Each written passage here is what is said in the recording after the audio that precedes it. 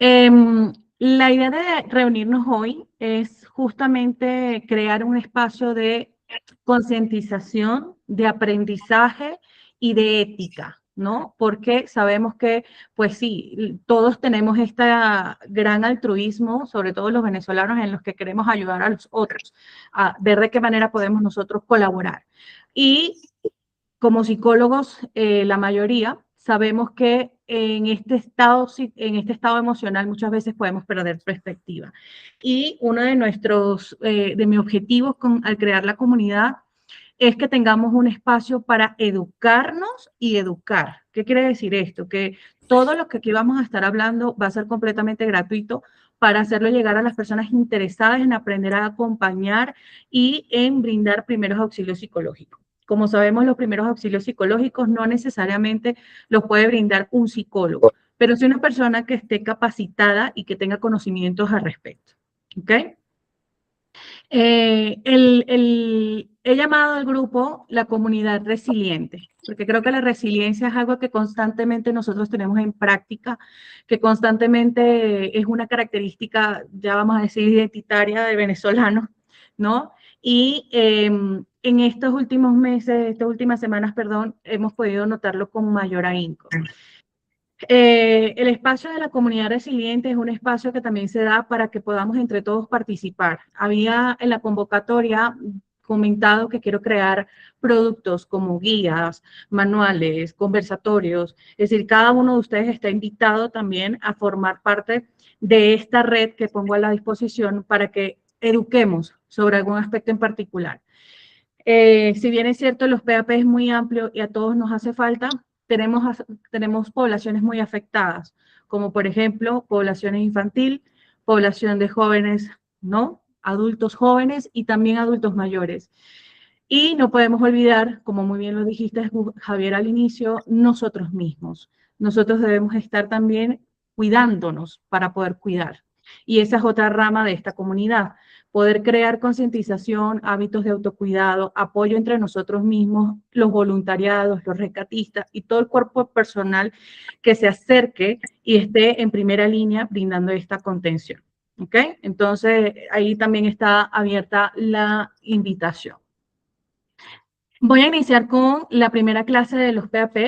Esta primera clase lo que vamos a hacer es un acercamiento a sobre qué es los PAP, qué es un PAP y cómo se diferencia de un abordaje psicológico, cómo se diferencia de una terapia, cómo se diferencia de una intervención en crisis, etcétera, ¿no? Porque de repente podemos tener alguna confusión en terminologías, ¿ok? Y es importante poder estar lo más claros posibles en la línea de tratamiento y abordaje.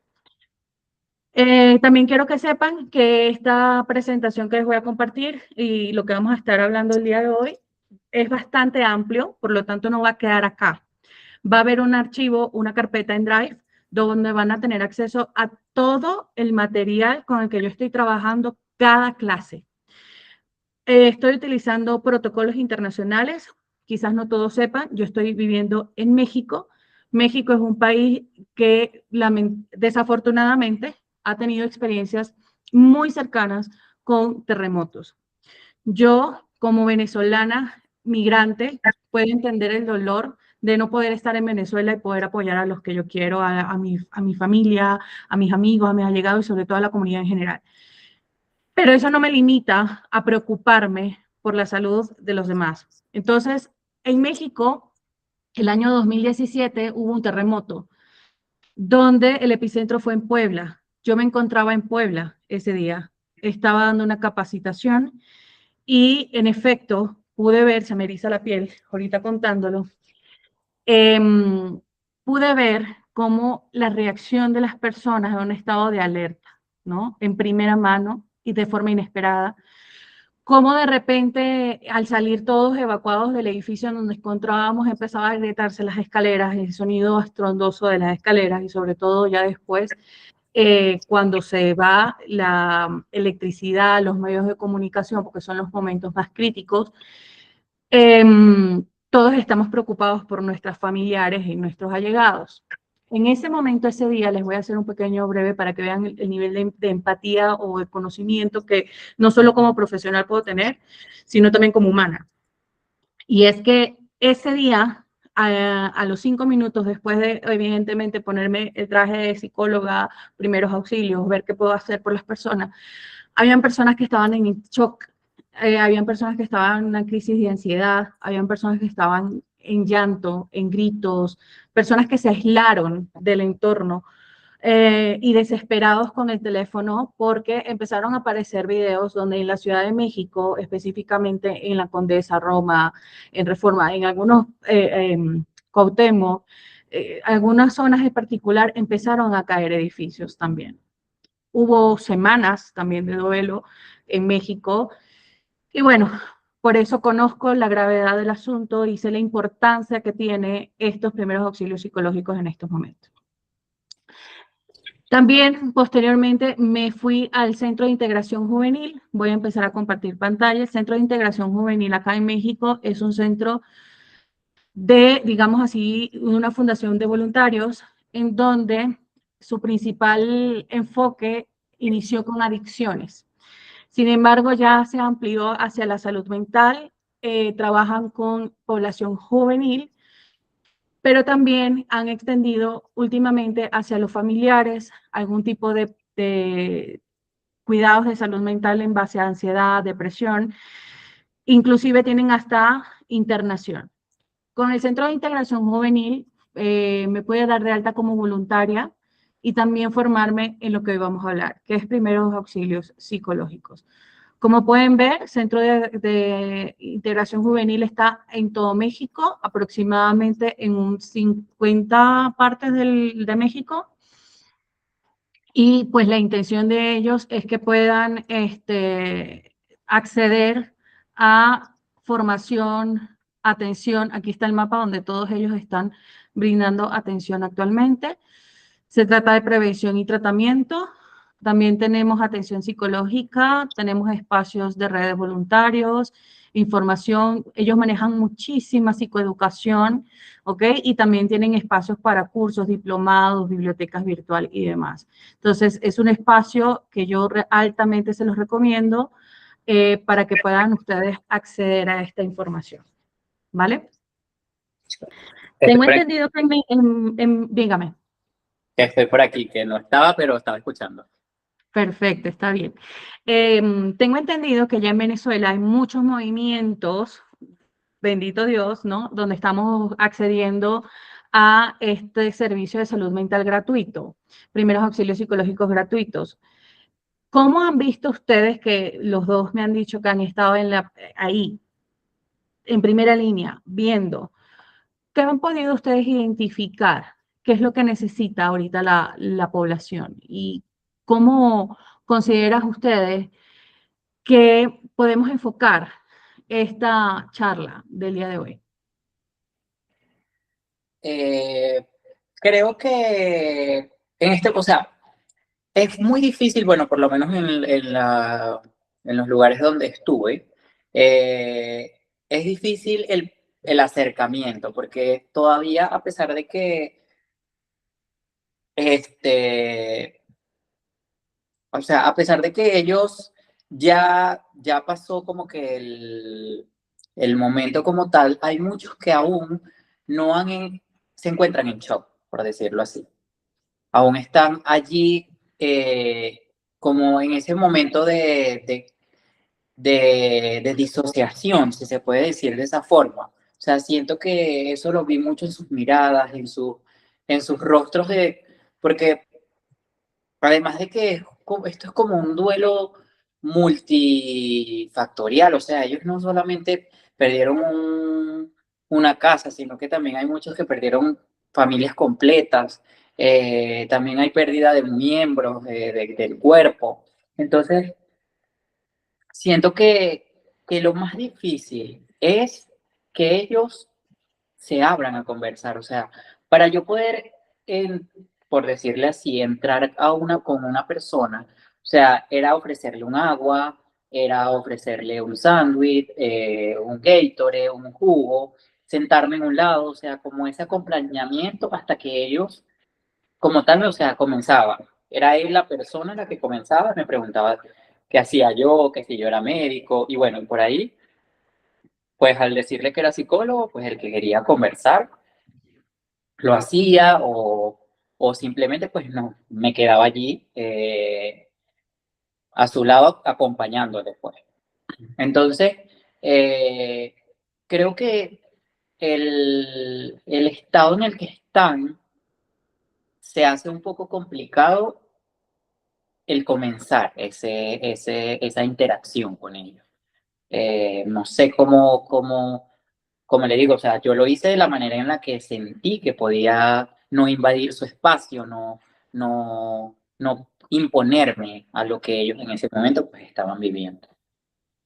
Excelente, excelente, Javier. Muchas gracias. Dijiste dos puntos muy importantes que vamos a ver hoy, ¿sí? Del método CASIC, ya se los dejo por ahí con C-A-S-I-C, donde justamente hablamos de ese primer acercamiento, ¿no? Y parte de lo que hiciste. Y déjame decirte que nuevamente lo hiciste bien. Sí, lo hiciste muy bien. Y mi pregunta ahora también iría hacia cómo te sientes después de ver que no solamente ir con la incertidumbre de cómo voy a ayudar, ¿no? Sino después de haber ayudado, cómo te puedes ver a ti mismo de quizás de ver, wow, pude haber hecho esto, cómo lo realicé y qué queda ahora, ¿no? ¿Cuál es el camino a seguir?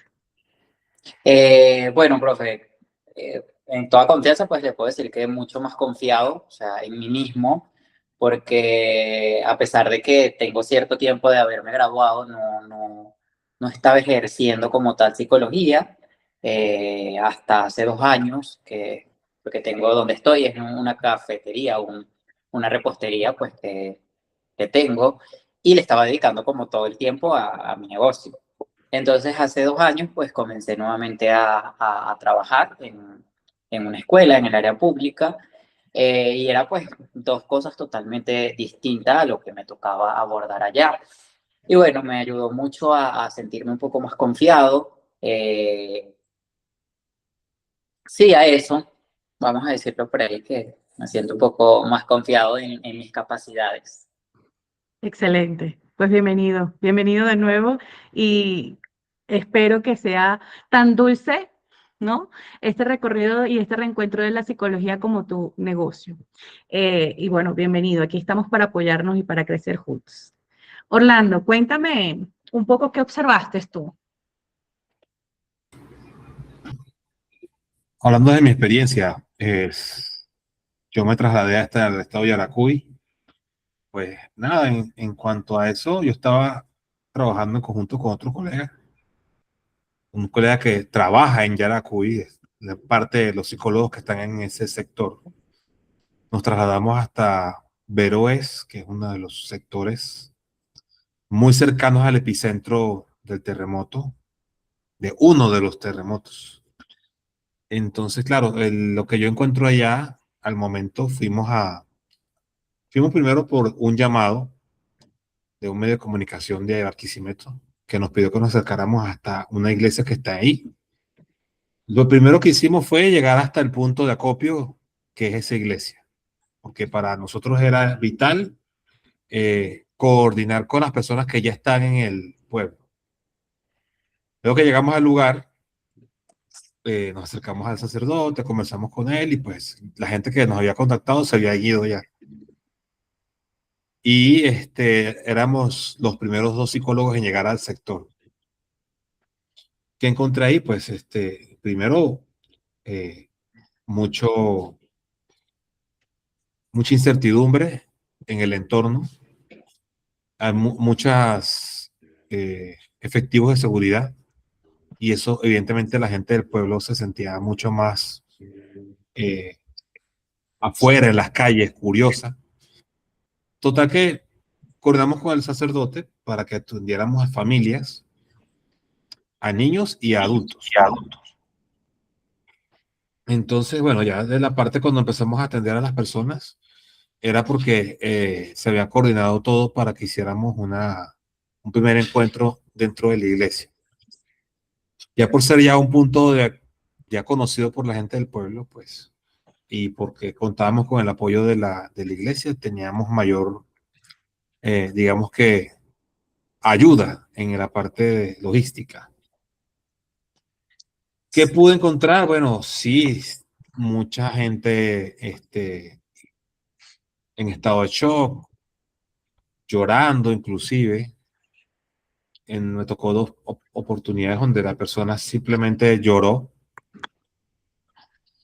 no, lo que hablaba, no hablaba, no sé, su lenguaje era entre llanto y lo que contaba de lo que sucedía. Y no era algo, o sea, se me hacía complejo, como te dijera, poder armar la historia. Entonces solamente acompañaba, solamente escuchaba y hablaba y le decía, este es tu espacio, estás conmigo, puedes conversar, si quieres llorar, hazlo. Cuando decía eso, Sí, en ese momento uno debe validar muchísimo lo que ellos sienten, no minimizárselos allí, sino validarlo total.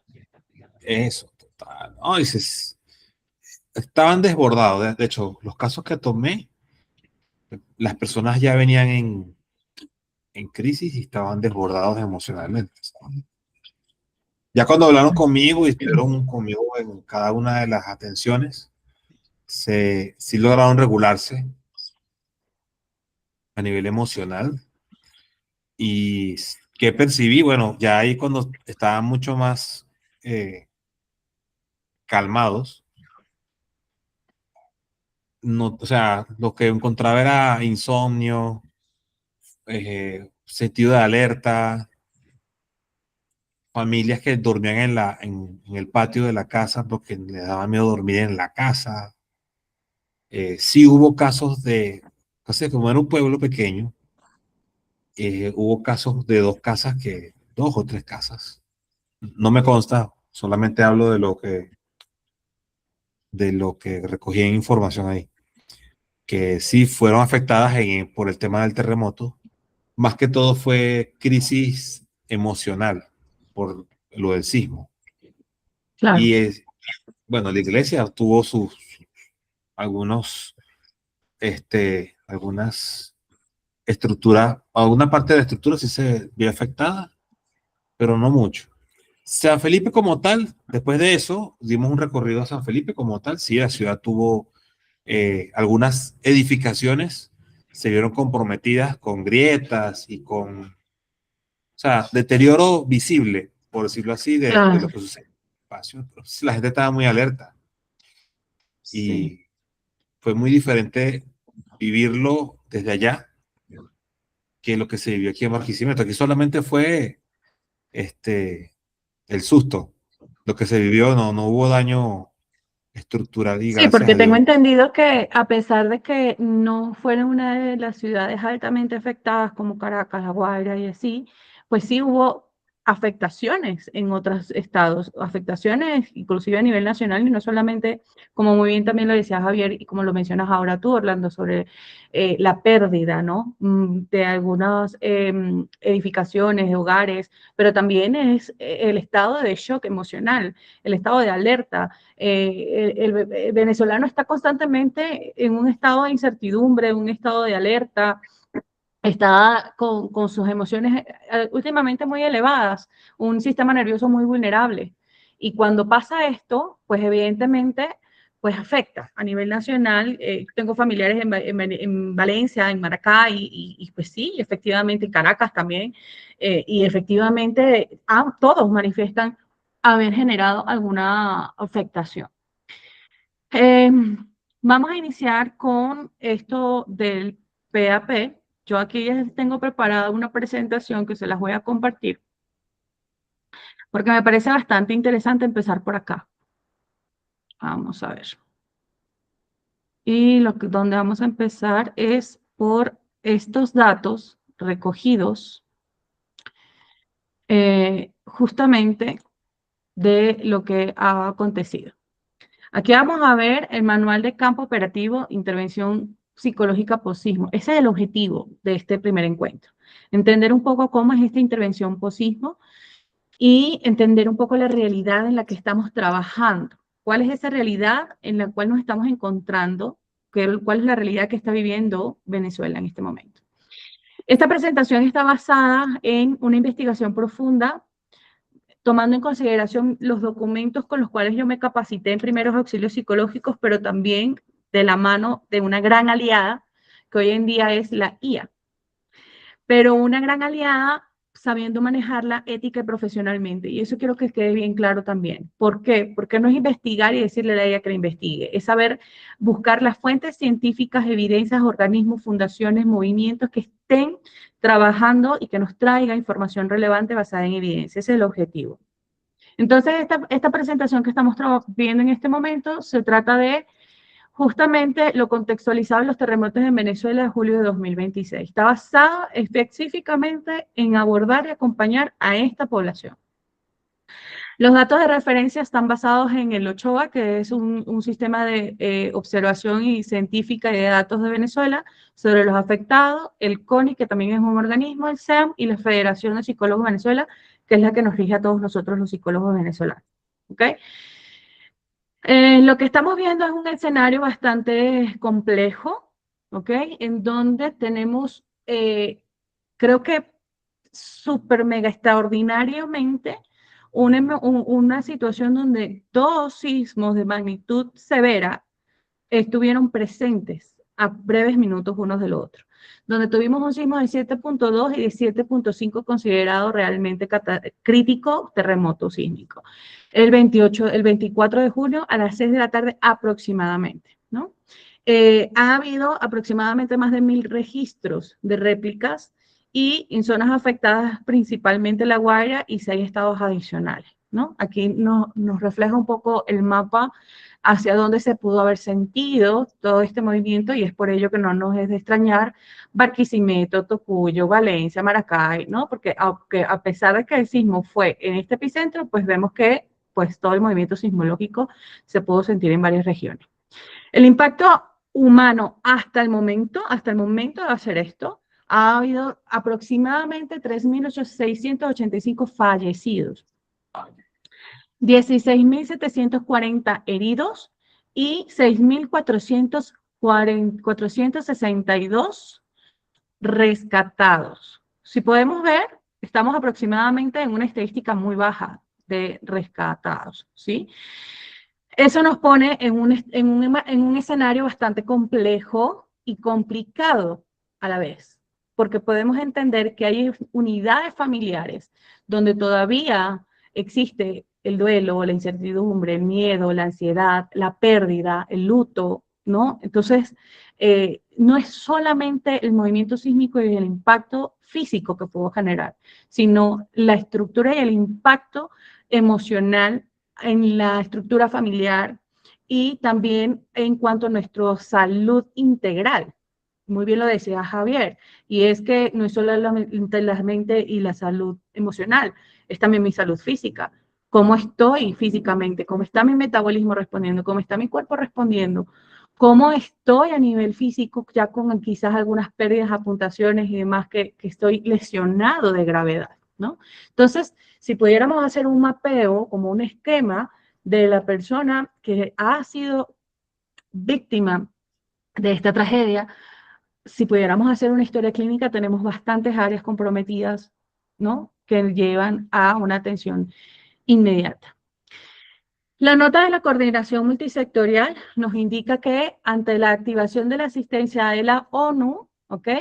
Y la activación inmediata de una red de apoyo psicológico gratuito. Por eso es que todos los psicólogos hemos salido a brindar estos primeros auxilios psicológicos, hemos salido a apoyar y sobre todo también contener a los más cercanos, ¿ok?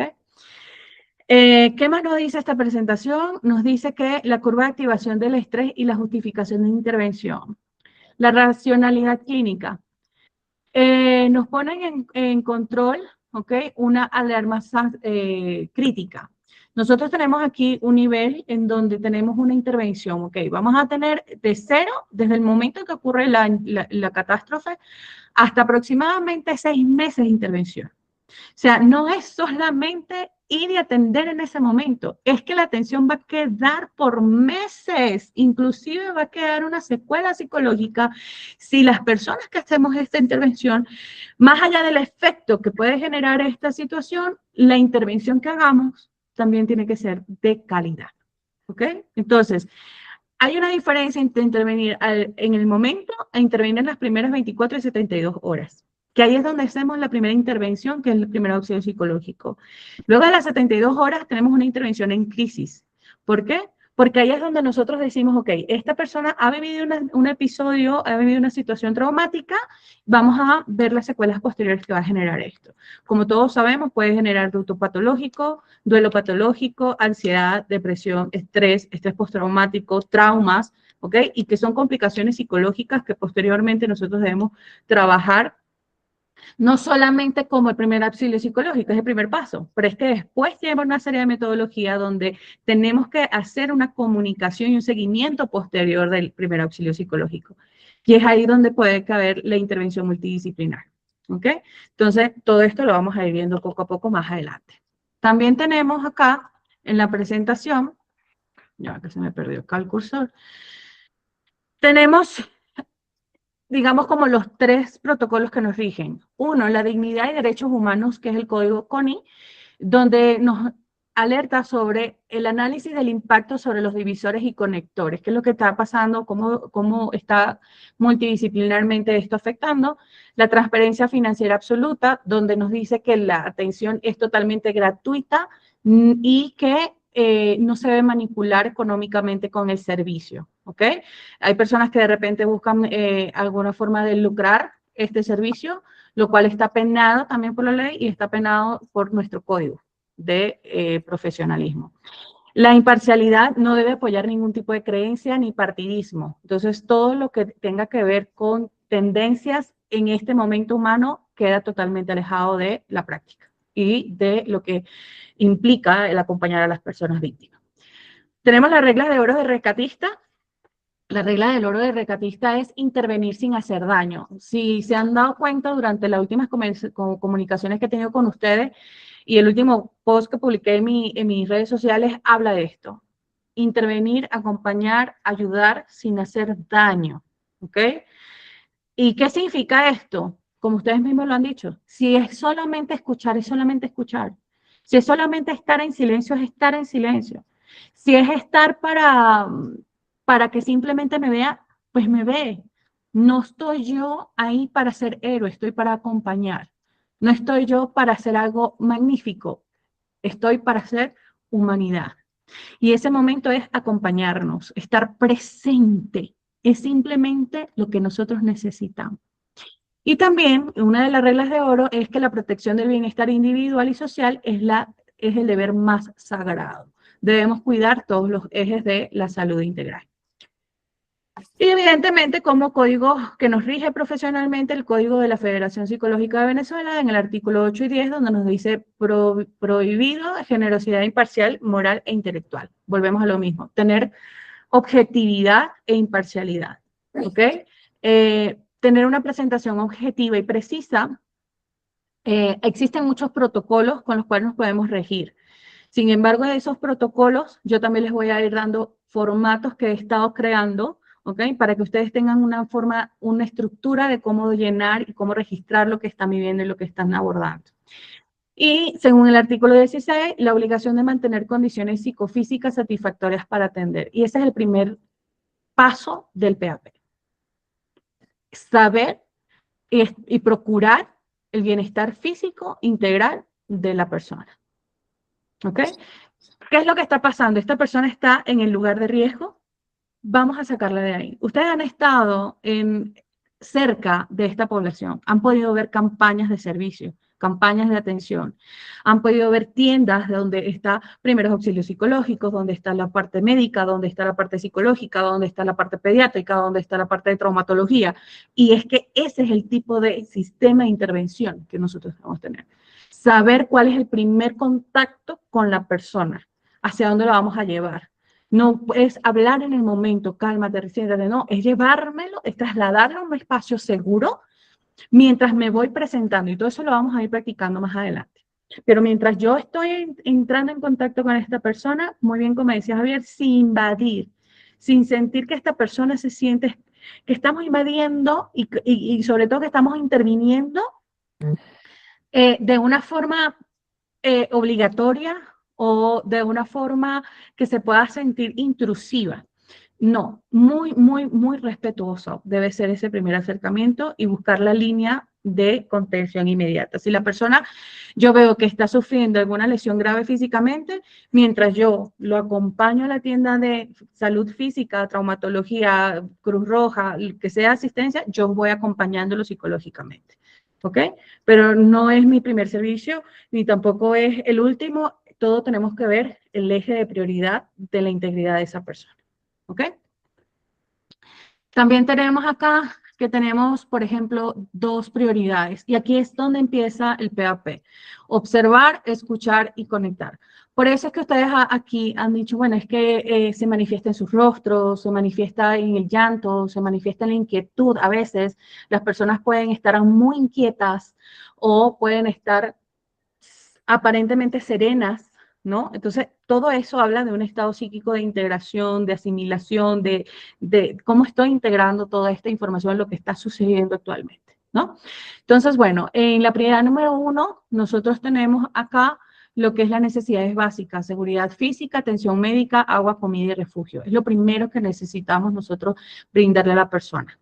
Luego, nosotros tenemos la conexión social, inclusión de personas con discapacidad, atención a pacientes con enfermedades crónicas. En el momento en que un rescatista, un voluntario, una persona se está acercando a estas víctimas o a las personas que requieren el PAP, porque no solamente es la víctima que estuvo en el terremoto, es los vecinos, son los amigos, es la familia que estuvo afuera. O sea, ¿cómo están ellos también? A lo mejor, mientras una de las personas está siendo atendida, otro puede tener una contención emocional. Entonces, ¿ahí cuál es? Preguntar, ¿estás solo? ¿Con quién te puedo contactar? ¿Qué está pasando? ¿Cómo te sientes? ¿No? ¿Cómo? Buscar su red de apoyo. Exactamente, buscar su red de apoyo.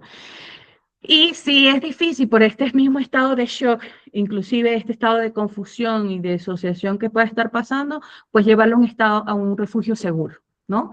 Como lo hemos visto últimamente, han sido trasladados a centros de refugio, a centros de atención, y hay personas encargadas en buscar las conexiones familiares, buscar su red de apoyo, porque eso es parte primordial también de la atención, ¿ok? ¿Tienen alguna duda hasta aquí? No, no. Perfecto. Entonces, lo que voy a hacer es, me voy directo con el material para abordar esta primera clase. ¿Ok? Aquí está. Estamos acá. Listo, lo que les decía al inicio. ¿Qué es una intervención de primera clase? ¿Qué es una crisis? ¿Qué es el PAP? Una crisis es un periodo crucial, un momento decisivo en la vida de una persona que tiene consecuencias físicas y emocionales. Eso es una crisis, una situación que me altera física y emocionalmente. Pero estas crisis pueden tener dos características.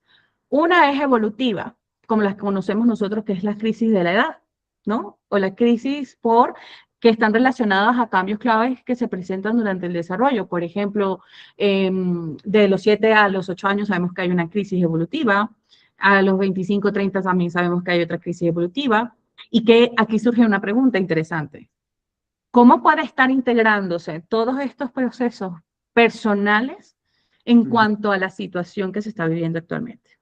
¿No? No podemos olvidar que el ser humano tiene su propia evolución y tiene su propio sistema, pero también aunado a una situación catastrófica como esta, es algo importante que también debemos considerar. Y tenemos crisis circunstanciales. Esa que es repentina, inesperada, implica una urgencia y puede ser masiva. Puede estar relacionada con un peligro o una oportunidad ante una resolución de la misma. Puede de repente haber momentos en que la ayuda sea difícil de brindar, ¿no? Donde de repente haya obstáculos o limitaciones para acercarme a la persona, ¿no? Recuerdo un poco alejado de esta situación, para poner otros escenarios, hace creo que un año más o menos, fue lo de Ruby Pérez, creo, también falleció en una discoteca. La discoteca se derrumbó. Y recuerdo muy bien cuando en uno de los videos salen dándole la noticia a la hija. O sea, estaba prensa, estaban familiares, estaban amigos, estaban personas allegadas a los que estaban esa noche ahí. ¿Cómo se dificulta en ese momento brindar la contención o el servicio a esta persona? ¿Por qué? Porque la noticia no fue dada en el momento oportuno, en un espacio adecuado, no se procuró cuidar ciertos aspectos, ¿no? Y aspectos en ese momento. Entonces, nosotros debemos tener ese ojo clínico que siempre he dicho, muy atento en múltiples escenarios, ¿no? Múltiples características a cuidar. Entonces, la intervención en crisis es una intervención que se realiza mediante sesiones de terapia breve y se realiza en un lapso de 6 semanas después del evento que se genera una crisis en una persona. ¿Ok? Tenemos un periodo donde ya podemos observar un poco más a la persona. La revisión bibliográfica para la intervención en crisis muestra que los estudios que se han realizado sobre ella, en su mayoría, solo han analizado el proceso. Es decir, que los terapeutas refieren qué hacen, pero no el efecto o el resultado del paciente. Por lo tanto, la terapia breve es la que se sugiere emplear y una formación de psicología para poder intervenir en crisis. No es lo mismo que un PAP. Un PAP lo podemos brindar un voluntario, no formado en psicología, pero una intervención en crisis ya requiere más capacidades, más talento y más conocimiento. Por lo tanto, la efectividad clínica y el manejo de la técnica son dos elementos claves. ¿Okay? Tanto las habilidades y los conocimientos son imprescindibles para poder atender en un manejo de crisis, manejando habilidades comunicativas, asertividad, empatía, toma de decisiones, que es uno de los desafíos más importantes como voluntariados. Saber qué hacer en el momento que lo tengo que hacer. Y la resolución de problemas, manejo de sentimientos, emociones, entre otros, ¿no? Todo este material igual va a estar en el drive que les compartí, ¿vale? Entonces, ¿cuáles son los principios de una intervención en crisis? Reducir el peligro, capitalizar la motivación de la persona para que se reorganice y desarrollar habilidades de afrontamiento, de enfrentamiento. Hay una ley de Hensel, que también lo que habla es sobre la intervención en crisis, que aumenta de modo directo en la función de su proximidad, tanto al tiempo como al lugar del incidente en la crisis. Tenemos metas, tenemos que establecernos bien cuáles son las metas que vamos a trabajar en la intervención de crisis y saber llevar un buen registro y la valoración. Ahora, ¿cómo se diferencia del primer auxilio psicológico? El primer auxilio psicológico implica ayudar a una persona a atenuar sus conflictos emocionales causados por la vivencia de las situaciones traumáticas, ¿ok? A través de técnicas o aplicaciones simples basadas en las teorías psicológicas. ¿Qué quiere decir esto? Una de las cosas más importantes en cuanto a técnicas simples es el primer acercamiento. ¿Cómo me presento? ¿Cómo hago el primer contacto? Voy a llegar y le voy a decir a la persona que está siendo rescatada y que está en un estado de shock emocional, le voy a decir, hola, mucho gusto, soy psicóloga en este momento. No, probablemente no. En ese momento lo que necesita la persona es sentirse segura, sentir que no está sola. Entonces en ese momento decir, qué gusto verte, ¿no? Por ejemplo, oye, estoy aquí para ti. Ya estamos en un lugar seguro. Y después que hago ese primer inicio, luego sí puedo decir, estoy preparado en primeros auxilios psicológicos y estoy para ti. Pero en ese momento no necesito ser psicólogo, en ese momento no necesito títulos, en ese momento no necesito logros, metas o certificaciones, en ese momento necesito que la persona sepa que hay alguien para ella. Entonces, ¿cuál es el primer paso del primer auxilio psicológico? Apoyar a la persona afectada ante una emergencia o un desastre, ayudarlos a controlar lo que están sintiendo. Muchas veces, y nosotros como psicólogos sabemos, ¿verdad? Que a veces no sabemos lo que estamos sintiendo. Es un cúmulo de situación emocional, un cuadro complejo y complicado emocional, que ponerlo en palabras se hace difícil. Decirle a la persona, tienes miedo, yo lo sé, es más que un miedo. Entonces la persona cuando decimos, mira, sé que estás pasando por esta pérdida, no, eso parece ser un juicio, una introyección ahí. Porque no es solamente la pérdida, la persona puede estar todavía pensando en el familiar que quedó o pensando en el dolor físico que está teniendo y no está pendiente de lo que le estás diciendo. Entonces hay que ser también muy cuidadosos con lo que estamos diciéndole. En ese momento, una situación de emergencia o desastre no es sinónima y la clave para diferenciarlo es la capacidad de respuesta, según la CONAPRED. Entonces, la diferencia entre desastre y emergencia, ¿cuál es? Javier, ¿me puedes ayudar, por favor? Le leo. Sí. Cónchale, profe, mira, yo estoy conectado desde mi celular. Ah, Me bueno, no te poco. preocupes. Voy a Orlando, tardar. ¿tú lo puedes leer? Pero aquí voy, aquí voy. Ah, Emergencia. perfecto. Situación anormal que puede ocasionar daño a la sociedad y propiciar riesgos excesivos para la seguridad e integridad de la población.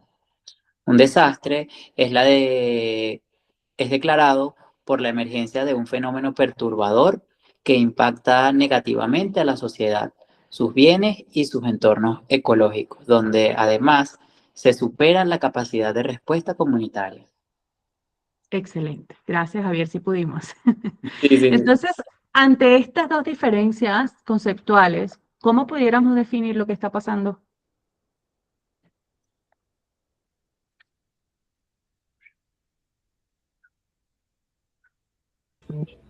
Definido como una mezcla de ambas, emergencia y desastre.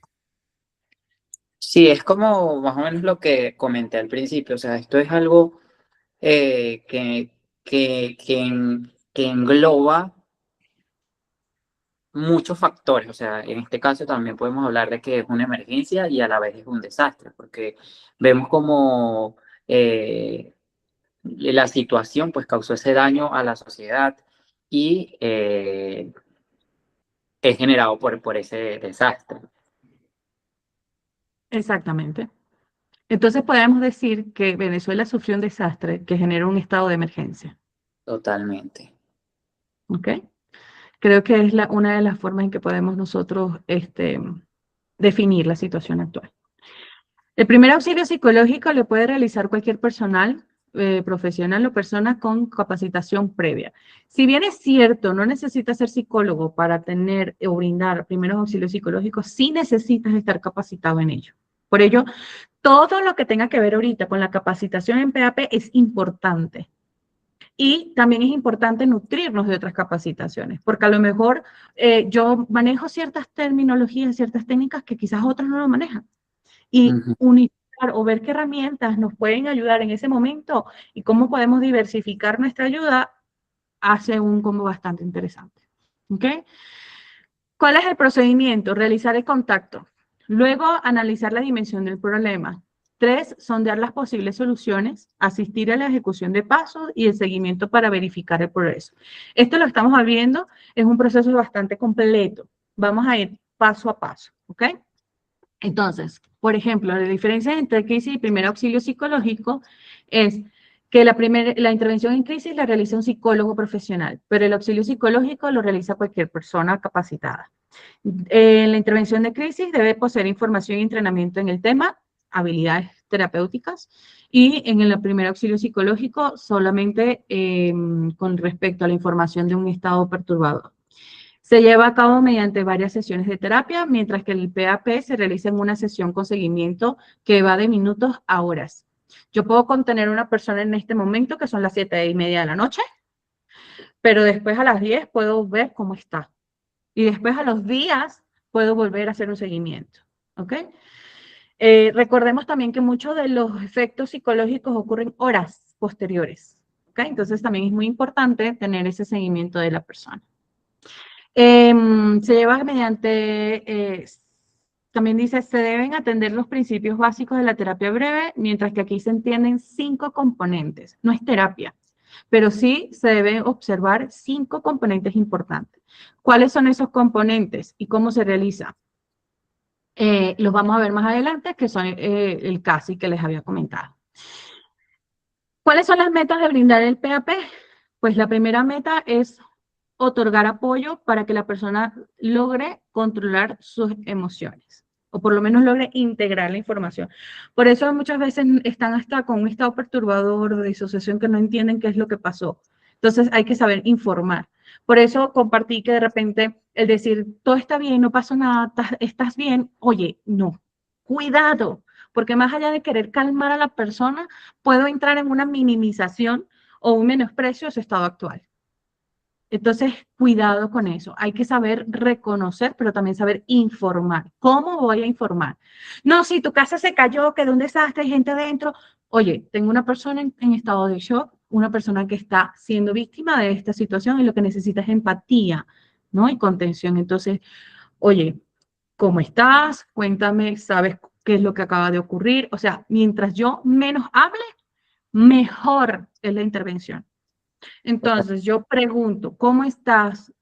¿Sabes qué día es? ¿Dónde te encuentras? Para saber el estado mental también de la persona, ¿no? Y poco a poco darle información necesaria, ¿ok? No catastrofizar, no minimizar, pero dar dosis de información necesaria objetivamente, ¿ok? Luego tenemos reducir el peligro de muerte, es decir, maltrato infantil, violencia doméstica, suicidio, homicidio, entre otros. En este caso, lamentablemente hemos visto muchas secuelas a través de lo que implica proteger a la persona integralmente, ¿no? No solamente el daño percibido, sino también discriminación social. Podemos ver también ataques a la vulnerabilidad de la persona, ¿ok? Entonces, evitar de la mejor manera posible, porque a veces quisiéramos también abarcar mucho, ¿verdad? Y no se puede. Pero dentro de lo que nosotros podamos, poder nosotros procurar que la persona se encuentre en un estado de seguridad. ¿Ok? ¿Iban a comentar algo? Profe, que yo he estado actualmente, puedo decirlo, como que peleando en redes sociales porque hay gente que se ha dado la tarea de que cree que publicar videos de cómo fue el terremoto hace que las personas ayuden más.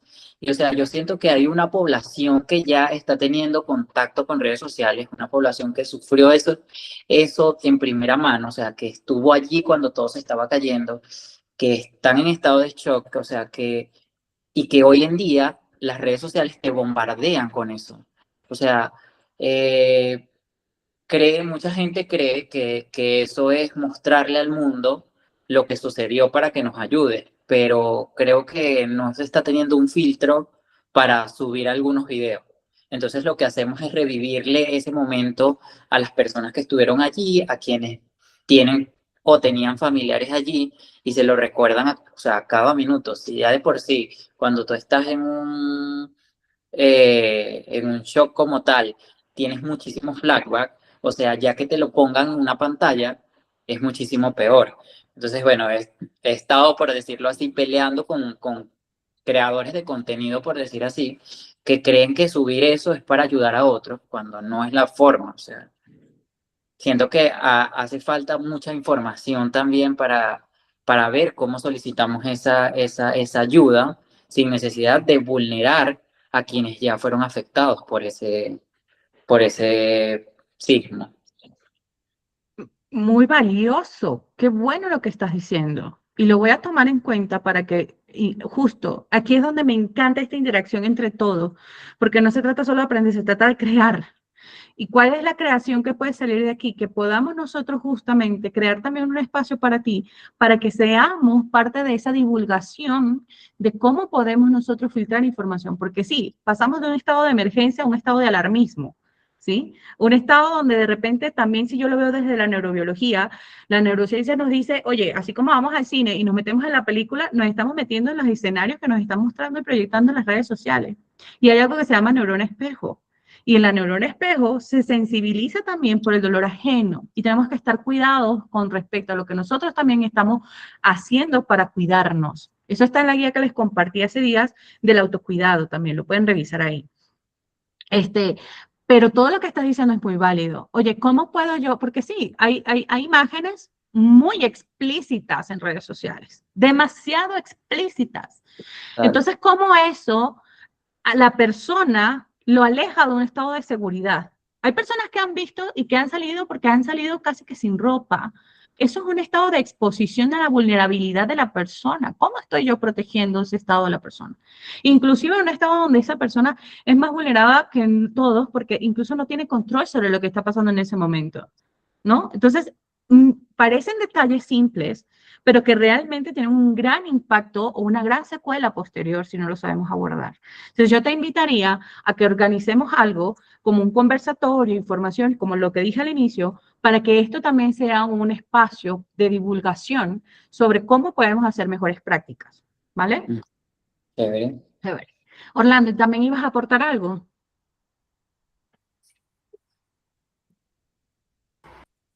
Sí, bueno, eso se habló hoy. Hoy hubo una reunión de todos los psicólogos aquí en Estado Lara, los que se inscribieron como voluntarios en el FPB de acá. Y se tocó el tema de tener bastante, ¿cómo te dijera? Cautela con lo que tú vayas a exponer en tus redes sociales como psicólogo, ¿ok? Y en el sentido de que aquello de exponer a las personas que están en situaciones vulnerables, porque no solamente es el momento del desastre, hoy también es la segunda fase, que es como ya están empezando a llegar los damnificados a distintos estados y son personas que están con características bien particulares del desastre que vivieron en el terremoto de La Guaira. Entonces, eso se habló mucho, se tomó muy enfático eso de no tomar fotografías. De hecho, se invitó a un rescatista que estuvo en La Guaira los primeros días y todos los rescatistas tienen como norma número uno dejar los teléfonos en las unidades antes de entrar a la zona.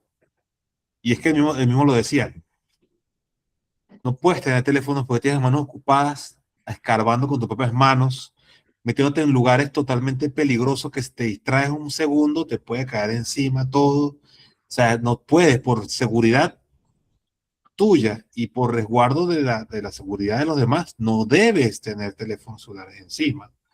Las pocas imágenes que hay en redes sociales es por algunas personas que llegan y graban o el tema periodístico. A lo que llego y digo con esto es, válido lo que el compañero lo habla de,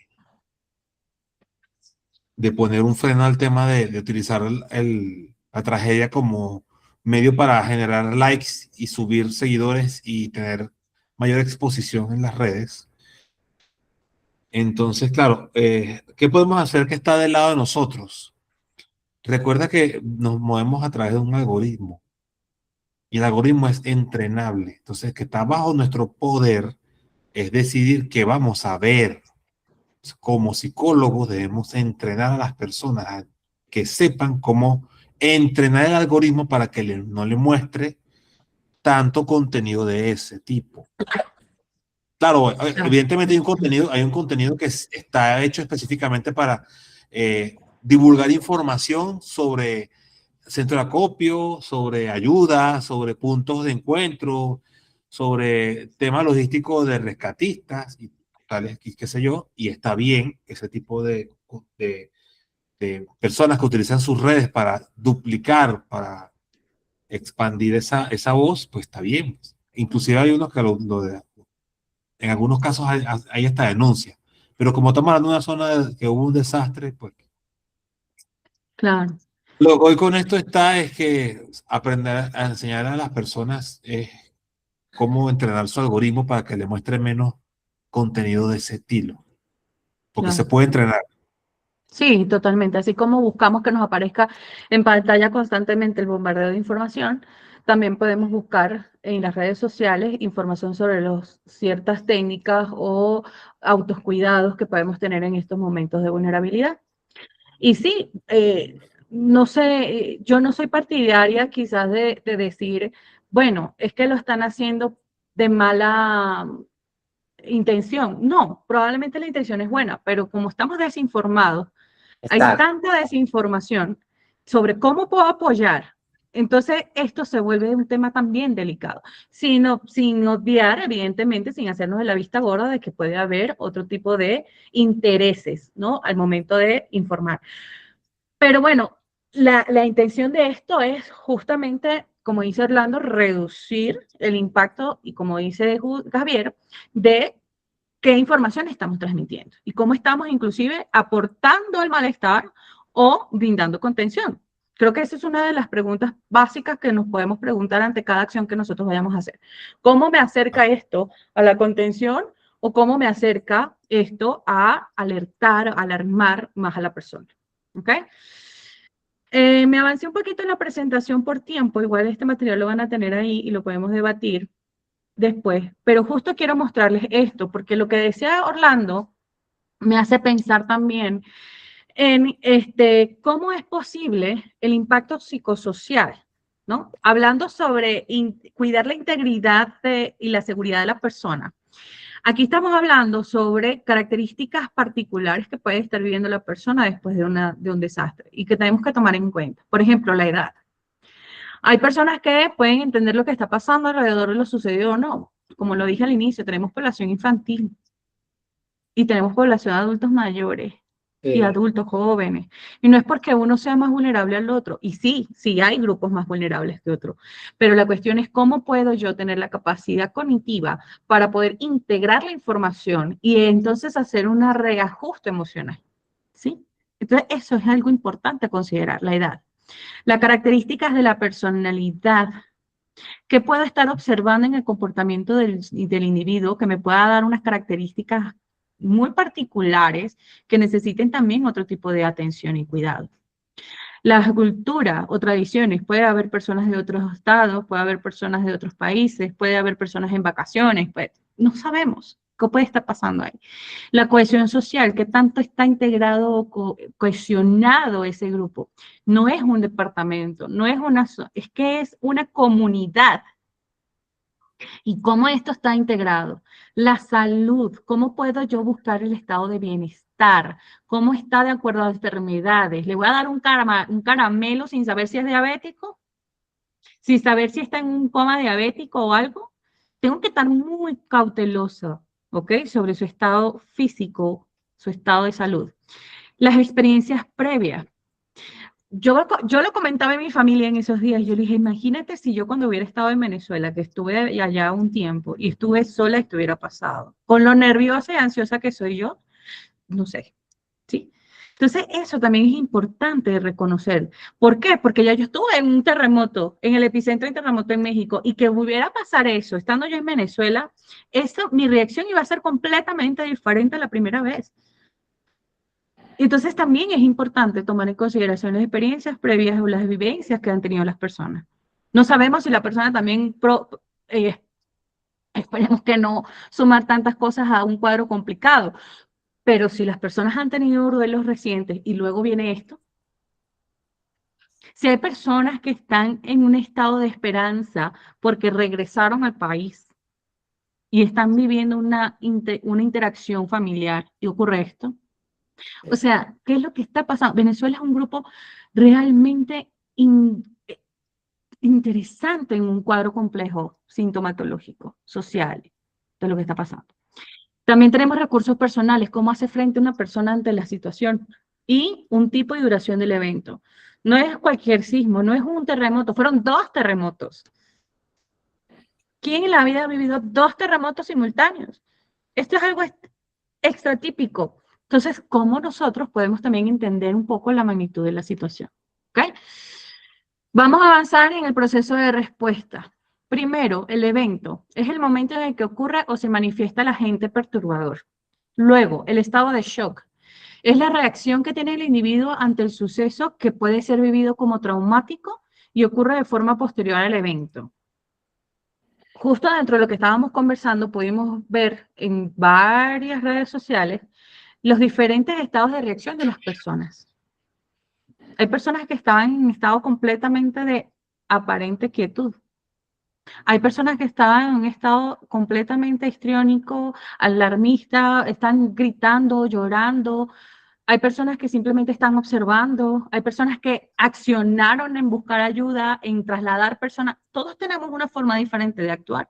Y eso no significa que sea menos, que sea más, que sea la correcta, que sea la idónea, que está mal. No, es una forma diferente de actuar. ¿Ok? También nosotros tenemos acá emergencia psicológica. Se presenta alrededor de las 6 horas después del evento y se caracteriza como una desestabilización de la persona para reaccionar de forma habitual como lo hace. En esta etapa se realiza el primer auxilio psicológico. Los objetivos es apoyar a la persona a recuperar el equilibrio emocional. ¿Cómo lo hacemos? A través de técnicas de regulación y contención, como la simple respiración diafragmática. ¿Ok? De respiración donde nosotros decimos, inhalamos todo el aire que podamos, sostenemos y luego exhalamos más largo de lo normal. Y hay que entrenar también después a la persona en saber hacer respiración diafragmática, porque todos hacemos respiración torácica. Parece que nos olvidamos de nuestra etapa de bebés, porque la misma vida nos lleva a estar acelerados y solo respiramos desde acá. Y no es esta respiración la que me calma. Entonces, entrenar en la respiración diafragmática, acompañarlo, respirar con la persona, no es simplemente decirle, es enseñarle a través del ejemplo.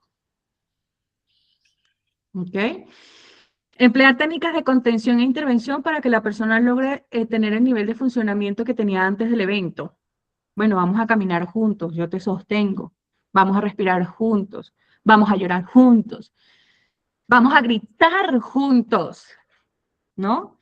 Vamos a abrazar, vamos a ver, a tocar. El grounding es muy importante en ese momento también. Y permitir una respuesta de situación presente para que logre superar ese estado inicial de shock. Crisis. La etapa de crisis son los efectos que persisten hasta 6 meses después de lo que ocurrió y la persona presenta un desequilibrio afectivo. Los mecanismos de afrontamiento de la persona son insuficientes, por lo que se produce una inadaptación psicológica. Y se debe considerar que la persona no necesita apoyo profesional cuando tiene manifestaciones físicas, positivas, perdón. Por ejemplo, posterior al evento encontró un motor impulsor para el futuro y se muestra una propositiva. Es decir, de repente hay personas que, como vimos, tienen familiares comprometidos, pero se volvieron muy propositivos, muy proactivos, buscando ayuda, rescatando a otras personas. Entonces, eso también es una forma de afrontar, ¿ok? Vamos a avanzar, tenemos aquí el estrés postraumático y el modelo CASI, que es lo que quiero que veamos el día de hoy.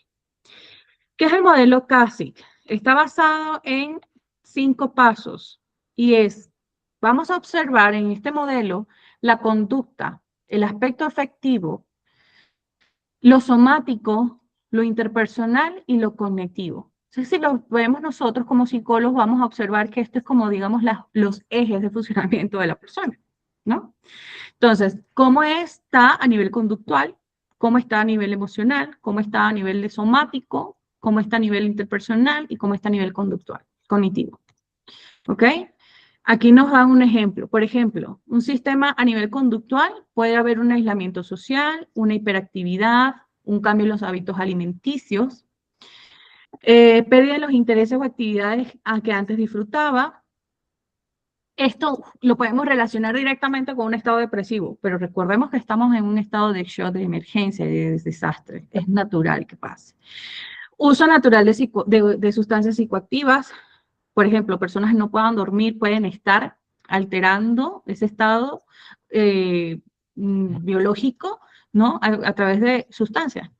Estar como ausente o propenso a actividades en estado disociativo, en estado perturbador, ¿no?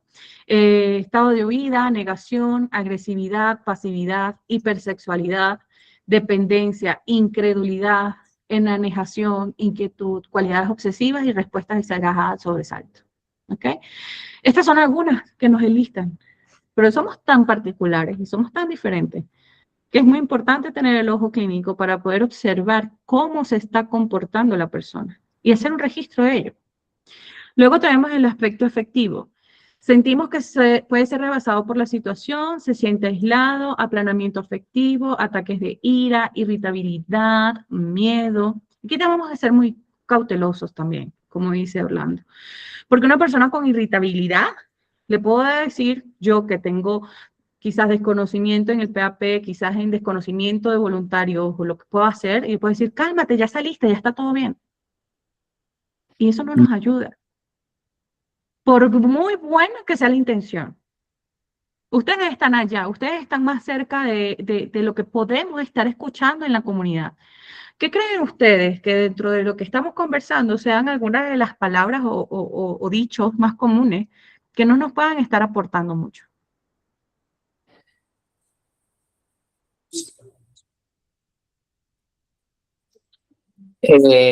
Profe, o sea, siento que todo lo que minimice, lo que la persona, el individuo esté sintiendo, está totalmente fuera de sí. O sea, así nosotros queramos como elevarlo y hacerlo sentir capaz en el momento de vulnerabilidad donde se encuentra, yo creo que no es lo ideal en ese momento. O sea, que no hay una palabra que tú quieras decirle positiva dentro del momento en el que él está atravesando o que esa persona está atravesando. O sea, siento que todo está fuera, no sé si estoy equivocado, pero siento que todo está fuera de contexto cuando tratas de contenerlo diciéndole cosas positivas en el momento que atraviesa, porque creo que como lo dije en un principio, o sea, esto es un duelo multifactorial, o sea, no solamente estoy perdiendo mi casa, yo siempre lo he enfocado en eso, no solamente estoy perdiendo mi casa, o sea, estoy perdiendo, mira, yo con una de las personas que tuve, le apliqué como PAP, me dice, yo estoy solo, o sea, me estoy dando cuenta que yo estoy solo. Mis amigos de toda la vida se murieron, o sea, mi hermana se murió, mis sobrinos y mi mamá. O sea, yo en este momento estoy solo. No hay, yo sentía que en ese momento no había una palabra que yo le pudiera decir, mira, o sea, no, ¿cómo hago? ¿Cómo dejo yo de no validarle esa pérdida que él está teniendo? O sea, me quedé sin casa y me quedé sin familia ni grupo de apoyo. O sea, quizás sí había en ese momento un familiar lejano, o sea, un tío, una tía, pero en ese momento su, su atención, por decirlo de esa forma, estaba enfocada en sus pérdidas. O sea, no había una palabra que yo le pudiera decir, pero quizás tienes un tío que te pueda recibir. O sea, o quizás Ujú. tienes una madrina que te pueda apoyar. Siento que en ese momento en el que estoy viviendo ese duelo, no quiero tener una madrina, quiero tener Claro, apoyo de mi familia, o sea, y de mi grupo cercano de amigos. Entonces siento que, que no hay una palabra totalmente positiva que le puedas dar en ese momento. No sé si es erróneo, pero siento que en ese momento de pérdida no hay una palabra que le puedas decir que lo reconforte. claro. O sea, Pero siento dijiste una palabra muy importante, validarlo. Hay Orlando. un tema que todo lo tiene que que es ver con validar, el, decirle, o sea, decirle sí, o sea, lo que estás sintiendo es totalmente normal, o sea, es difícil lo que estás atravesando, sabe validar eso que de verdad él está sintiendo y que quizás no sé yo, porque no estoy en su posición para decirle sí, yo sé lo que se siente, no, o sea, pero lo que tú estás sintiendo es totalmente válido. Claro, lo podemos decir No en hay ese palabras, momento. no hay palabras positivas para decir, solamente saber cómo que abordar el momento. Claro, y de repente podrá haber personas que le puedan decir, bueno, pero por lo menos estás vivo, ¿no? Y en ese momento su vida no es algo primordial para él porque está sobreponiéndose primero toda la pérdida que está teniendo y el sufrimiento que está Y si no pasando. está viviendo aquí algo, voy a decir algo aquí muy puntual. Ajá. La vida de un individuo está construido por su entorno. Y no estoy hablando solamente de los miembros de su familia. Todo su entorno físico y humano es la vida del individuo. Ujú. O sea, perder tu vida no significó para ese individuo que perdió su familia y perdió sus cosas. Eso no era, o sea, él no está viéndolo desde ese punto de vista. Él ve de que la vida que conocía, que le ahí está. Sí, se fue. Aquí daba una de las cosas, seguridad, que le daba cotidiana, eso da seguridad. ¿Cuál fue la principal pérdida que todos vivimos en Venezuela? La pérdida de la seguridad. cuando perdimos la seguridad, y ahí fue cuando todo el mundo entró en pánico. Ahí está la diferencia de culturas entre un país sísmico y un país como el de nosotros, que nunca ha vivido algo que estamos viviendo ahora. Claro, Lo que voy con esto es que, ¿cómo no puedes minimizarlo? Tampoco existe darle una solución de que, mira, búscate tu madrina que te va a No, salvar. no es el No, momento. no Puede es es el vivir el existir, momento de pero no es pérdida. el momento. Aquí voy con esto. Y eso lo aprendí a través de eh, acompañar a pacientes con duelos de pérdidas familiares. Es el vacío lo que está viviendo la persona, Sí, por eso porque comento, su vida ya no no hay, está. no hay una palabra, ni en ese momento puedo buscar una red de apoyo, porque, o sea, lo que él veía como su vida, o sea, ya no está. O sea, yo estoy aquí y no sé cómo estoy ni siquiera aquí. Claro, hay una forma de Es podermos el vacío. validarlo, una forma de poder validar lo que él está manifestando, porque acuérdense que eso también es importante dentro de nosotros. Y es que podemos decirle a la persona, sé lo difícil que está haciendo para ti. Y es el vacío que Le experimentas valido, porque ¿sí? Ha de ser muy realidad. difícil lo que estás viviendo.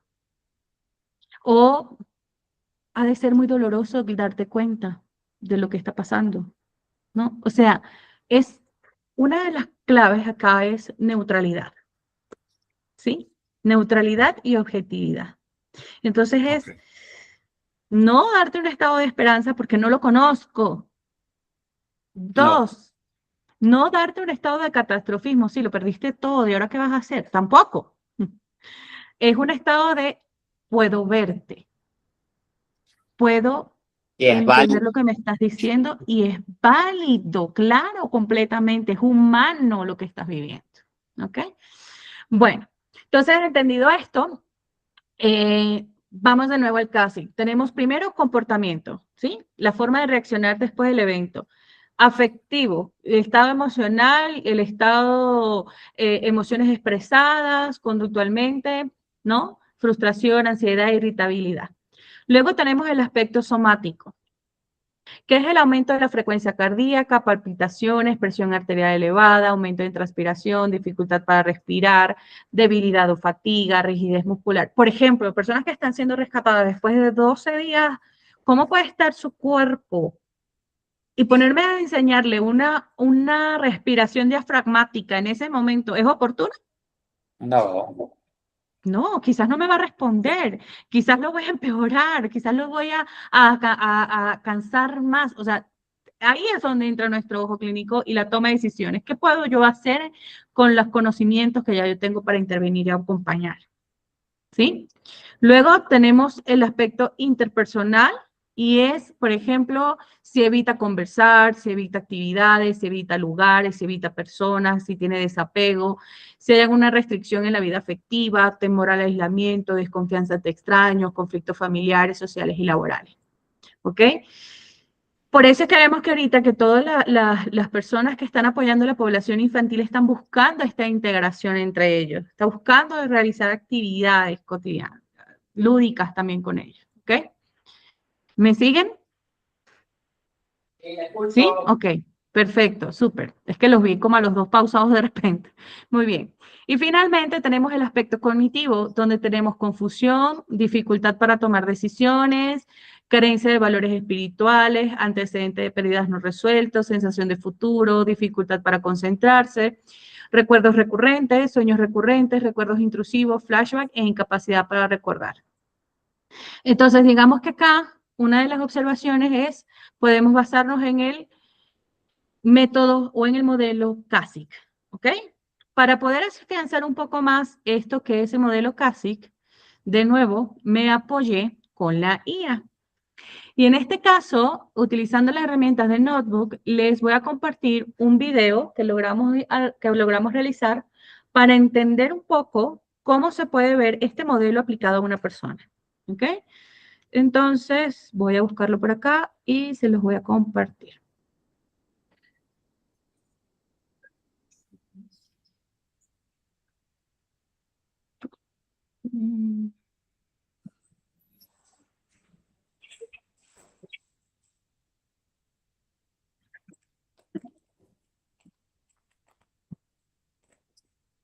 Estaba buscando mi cargador.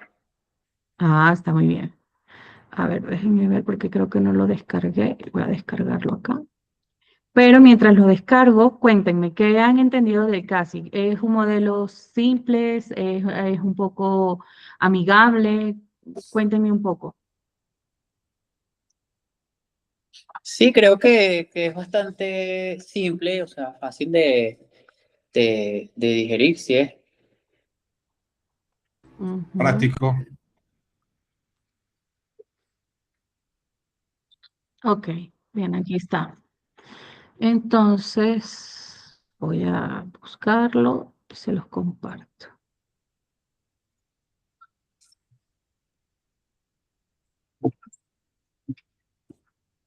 Aquí está. Espero que al momento de compartirlo, ¿verdad? Ustedes lo puedan escuchar igual que yo. Vamos a ver. Aquí está. Compartir también todas las salidas de audio. Ahí está. Okay. Presten atención, el video es cortico, pero lo explica muy bien. ¿Ok?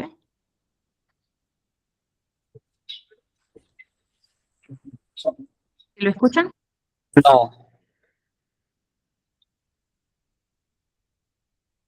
Ok. A ver. ¿Por qué no me deja así compartir audio?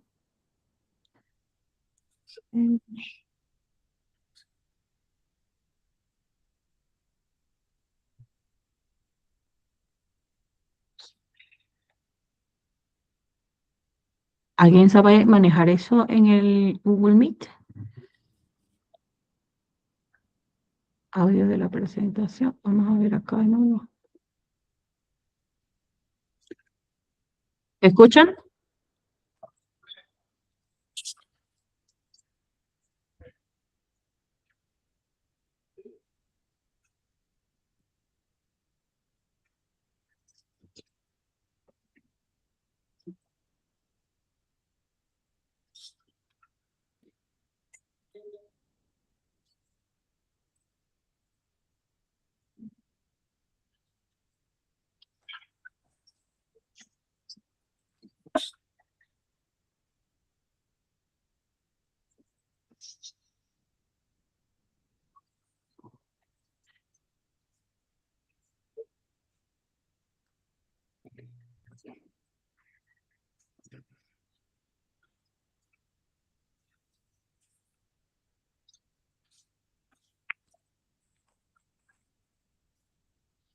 yo casi no lo escucho.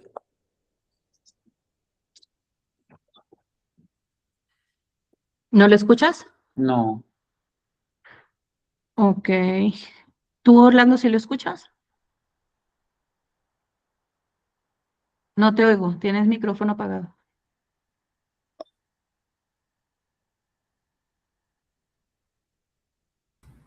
Cuando tú vas a compartir un video por la ventana de compartir, hay un Ajá. apartado abajo que dice Ujú. compartir también el audio de la pestaña. Si lo estás haciendo desde,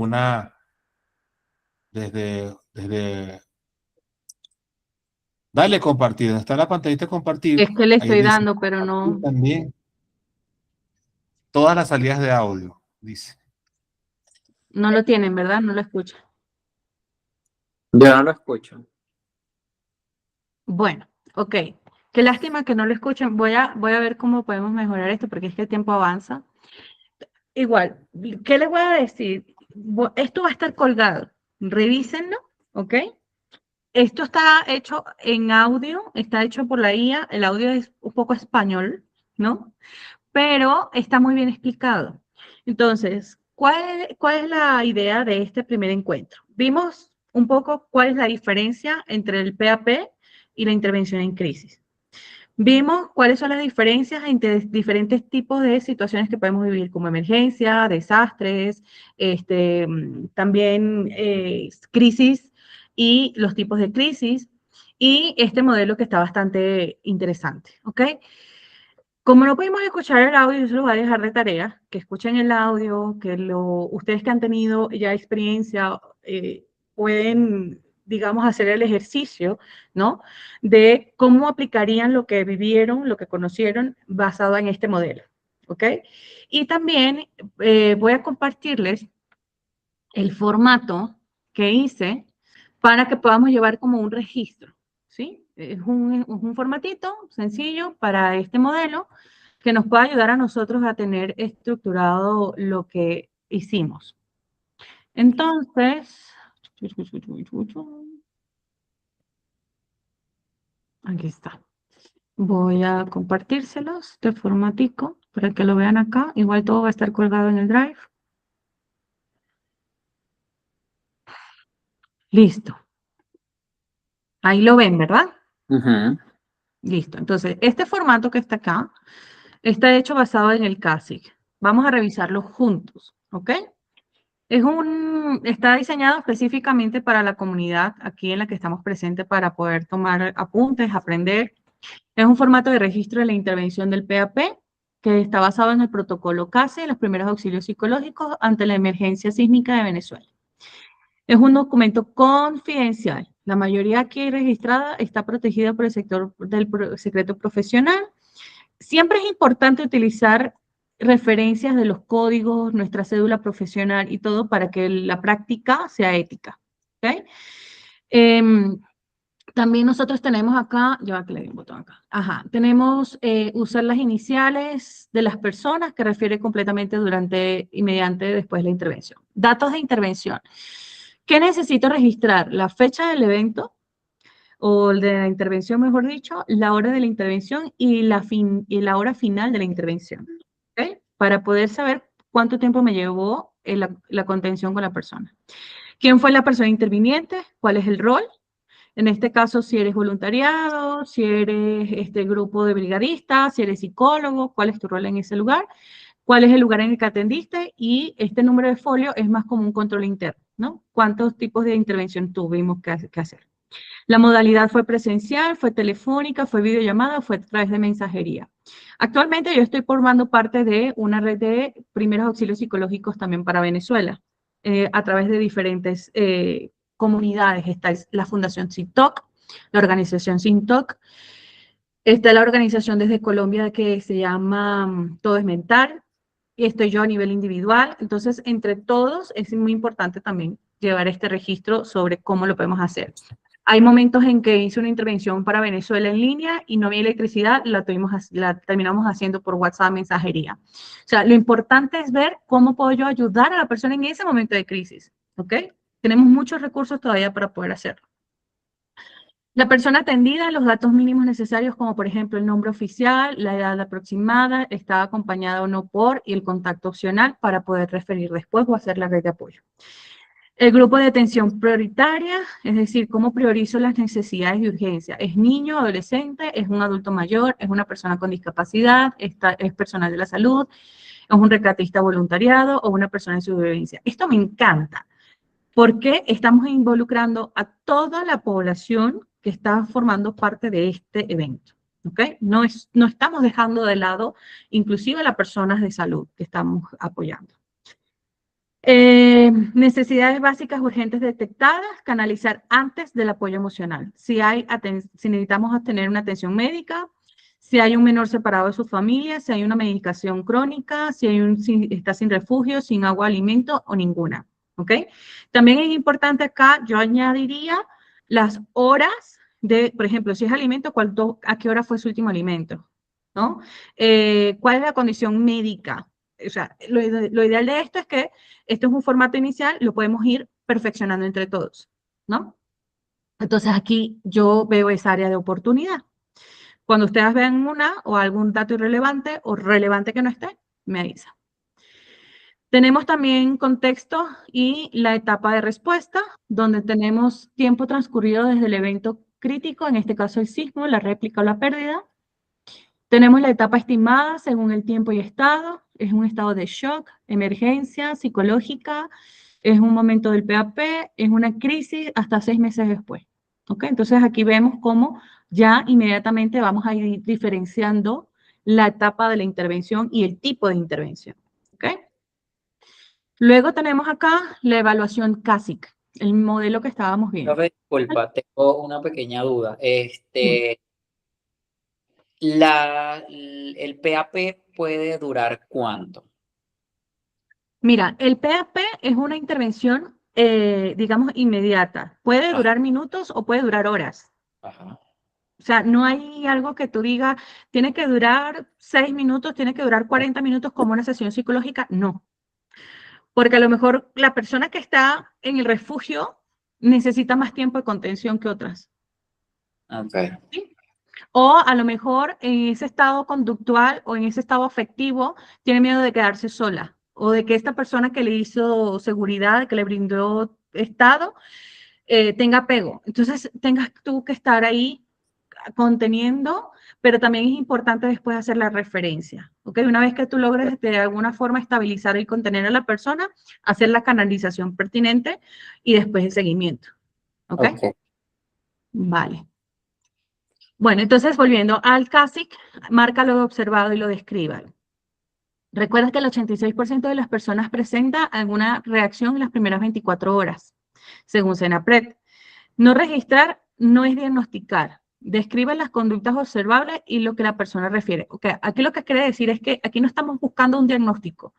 Aquí ya no me interesa decir, la persona tiene un TPT, la persona tiene depresión, la persona está en esta... No, no, no, no. Aquí lo que me interesa es observar objetivamente. Entonces, a nivel conductual, ¿qué es lo que hace? Cambios en el comportamiento observable. Por eso es interesante también el seguimiento, si se ponen a ver.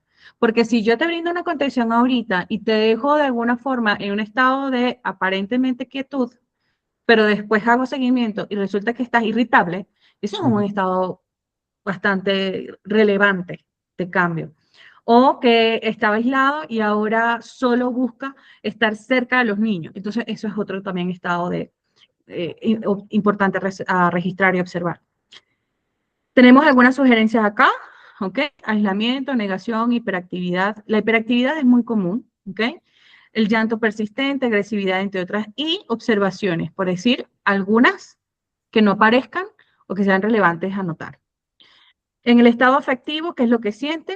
Ansiedad, miedo, irritabilidad, siente que la culpa le rebasa, etc. A nivel somático, lo que su cuerpo expresa, y a nivel interpersonal, cómo se vincula, evita personas, lugares, conversaciones, etc. Y a nivel cognitivo, qué es lo que piensa, ¿ok? ¿Qué va a pasar? Aquí al final vamos a tener un protocolo aplicado. Observar, proteger, escuchar y conectar, ¿ok? Básico. Eso es nuestra ley, esa es nuestra directriz. Escuchar, observar, conectar. Entonces, observar, verificar, verifica la salud y la del lugar. Identifica qué necesidades urgentes hay y canalizaste a los heridos en atención médica. Esto es como un checklist, ¿sí? Hice esto, verifiqué mi seguridad y la del lugar, identifiqué las necesidades urgentes y canalicé los heridos. Perfecto, observé bien. Proteger. Aleja los peligros inminentes, protegí la sobreexposición de los medios y no dejé solo a la persona angustiada. Checklist. Escuchar. Me presenté con mi nombre y mi rol, como lo dijimos antes. Estoy preparado en primeros auxilios psicológicos, estoy aquí para ayudarte. ¿Está? ¿Ok? Luego la persona querrá saber, puedo expresar, soy psicólogo y pero en ese momento yo creo que esa presentación es más que suficiente. Pregunté sobre lo que es importante para la persona.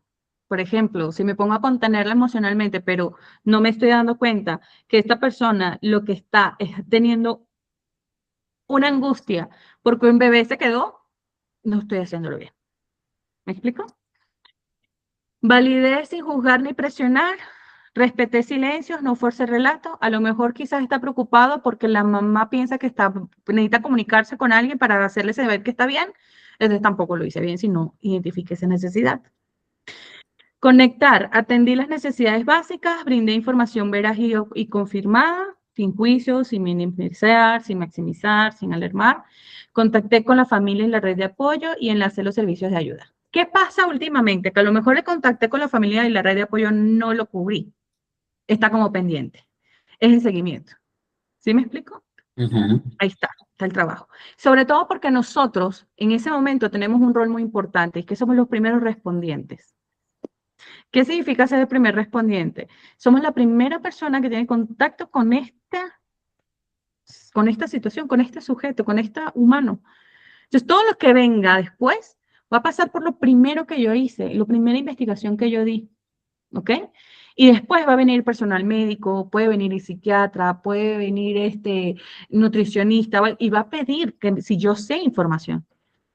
Como primer respondiente también tengo una responsabilidad, ¿ok?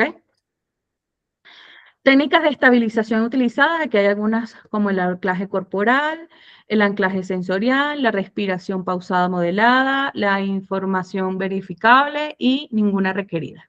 ¿Ok? Luego tenemos paso acordado y el seguimiento. Paso concreto y realizable acordado con la persona. Es decir, cuáles son los acuerdos que llegué con esta persona, qué vamos a hacer.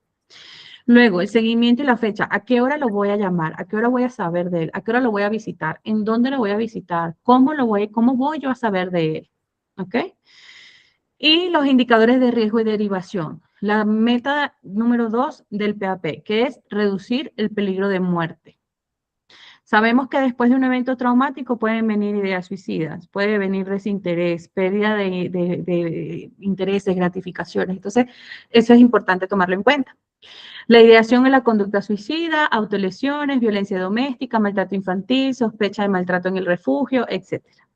Y la atención tomada, si fue una derivación inmediata a un especialista, si fue un enlace a una línea de emergencia, si fue una denuncia ante la federación o un acompañamiento hasta el relevo. ¿Ok?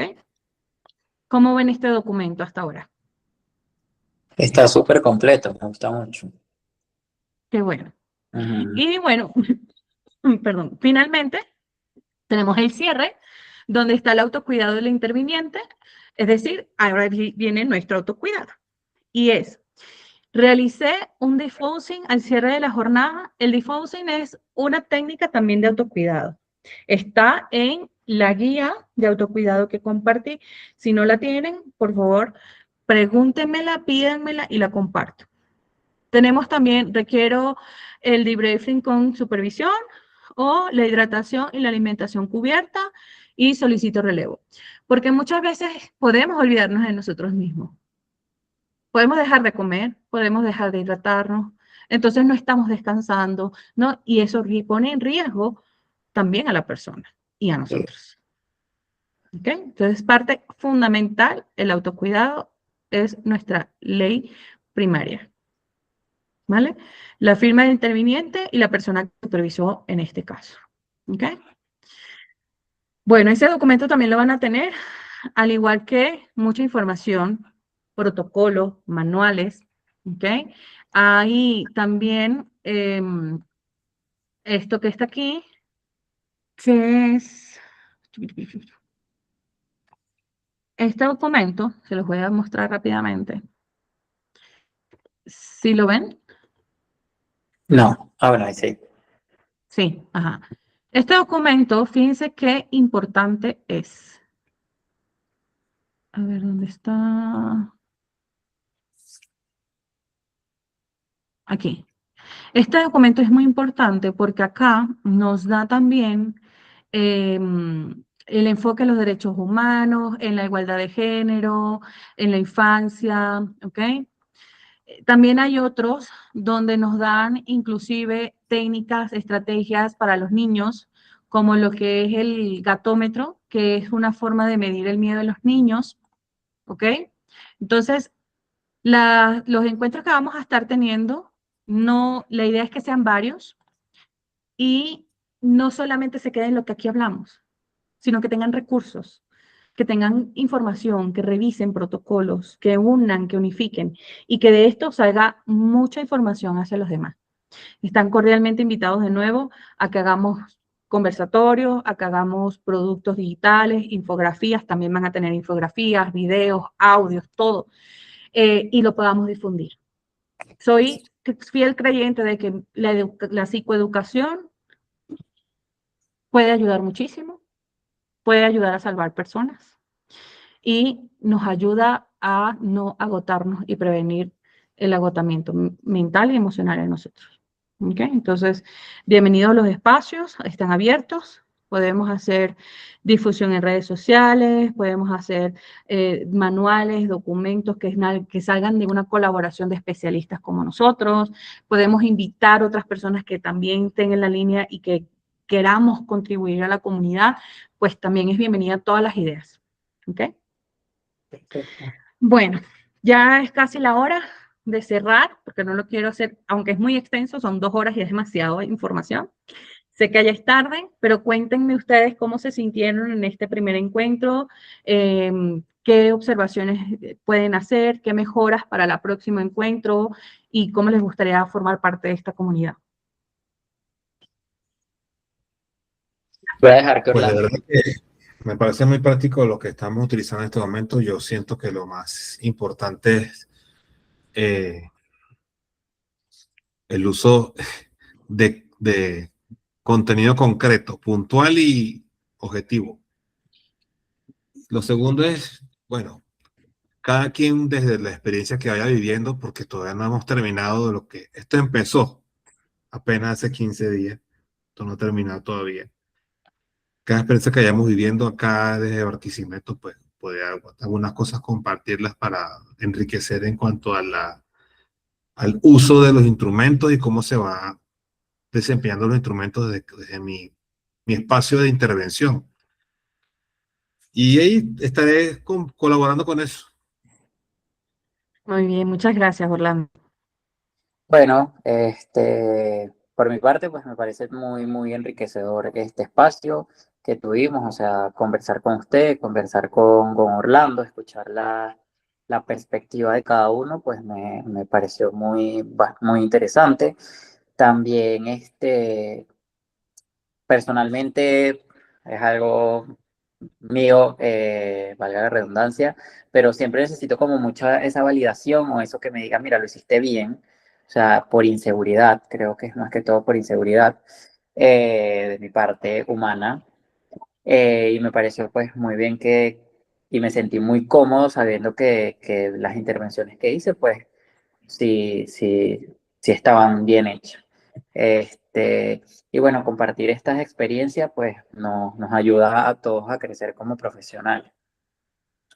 Excelente. Pues sí, muchísimas gracias. Y también están aquí porque, uno, lo más importante, algo los motivó, algo internamente despertó en Hay algo ustedes. que bueno, que creo que quizás lo vayamos a ver a medida de que nos vayamos conectando y eso. Y es el hecho de cómo seguir ahorita, o sea, aquí lo vimos como por encima, pero ¿cuáles son los pasos a seguir ahorita, después de esto que pasó? ¿Qué es, qué es y cómo lo vamos a trabajar? Ujú, exacto. Qué bueno que lo dices porque sí, como te comentaba, esto es un proceso, ¿sí?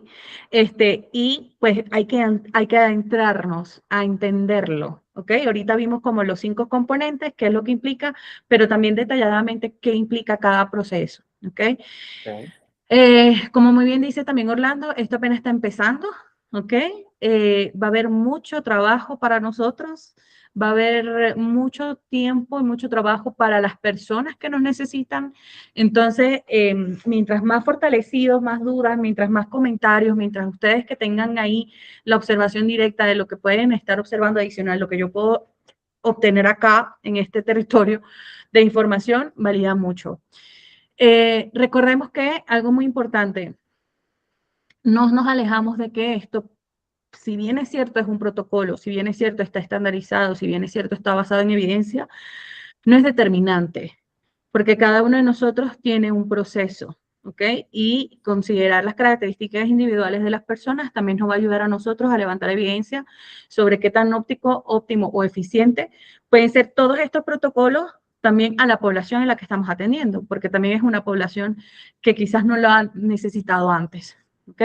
Entonces, puede salir de aquí también algo bastante interesante como evidencias científicas posteriores. Yo me comprometo a seguir haciendo material para la comunidad, herramientas para ustedes, hacer estos encuentros. Me gustaría, inclusive, yo lo tengo planificado de esta manera, que los jueves sean los encuentros. ¿Por qué? Porque entiendo también que hay, pues, atención allá. Entiendo también que tenemos nuestros trabajos, nuestros roles, tenemos también nuestra vida personal. Entonces, no sé cómo lo consideren, igual hago la encuesta en el grupo, pero que pueda ser los jueves igual 2 horas, o podamos hacer 2 sesiones a la semana, o ahí vamos viendo, ¿no? Pero lo importante es que esto sea continuo y no simplemente nos conectemos esporádicamente, ¿ok? También me comprometo a toda la información estar colgada en la carpeta que se va a estar alimentando constantemente. Hoy ya tienen acceso a la carpeta con los materiales iniciales y cualquier actualización ya va a estar sujeta en el Drive, ¿ok? También les voy a pedir un favor.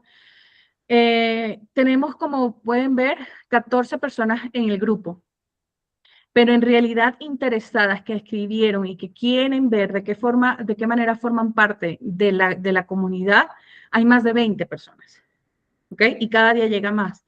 Entonces, ¿qué les voy a pedir? Ustedes que ya estuvieron en esta primera sesión, por favor comentemos en el grupo, ¿ok? Cómo nos sentimos, qué observamos, qué valor le vimos a esto, y también háganme retroalimentación. Podemos mejorar en aquello, podemos apuntar un poco más necesito observar más esto, y hacia allá nos dirigimos, ¿ok? Para que las personas vean que sí hay un trabajo que se está haciendo, que sí hay un valor a aportar y que todos formamos parte de esto, ¿vale? De mi parte, pues agradecida y valoro mucho el tiempo en el que estuvieron acá conmigo, en el que se sumaron a esta iniciativa, porque como ustedes saben, no nos hace sentir más orgullosos que poder brindar atención y dar un granito de arena a las personas que nos están ayudando. Y si desde acá yo puedo hacer un aporte, para mí de verdad es fabuloso. Saber que cuento también todavía con la red de apoyo como ustedes, que son también ahora colegas y que podemos trabajar de la mano, pues me hace sentir muy feliz, muy orgullosa y confío plenamente en sus capacidades. ¿Ok? Entonces, les agradezco mucho su tiempo, les agradezco el estar acá, revisen la información y difundan, que eso es lo que nos va a ayudar. ¿Ok? Bueno, muchísimas gracias. Feliz noche. Cuídense mucho, les mando un abrazo, nos vemos el próximo jueves. Hasta luego. Sé que México Nada. México todavía es temprano, pero aquí ya es hora de dormir. Sí, ya son como las 10, creo. Sí, aquí son casi las 11. 11. 11. Bueno, si necesitan que se haga más Ahí temprano, también me lo pueden decir. ¿Ok? No hay tema. Vamos a ver. Bye. Buenas noches. Hasta luego. Hasta luego.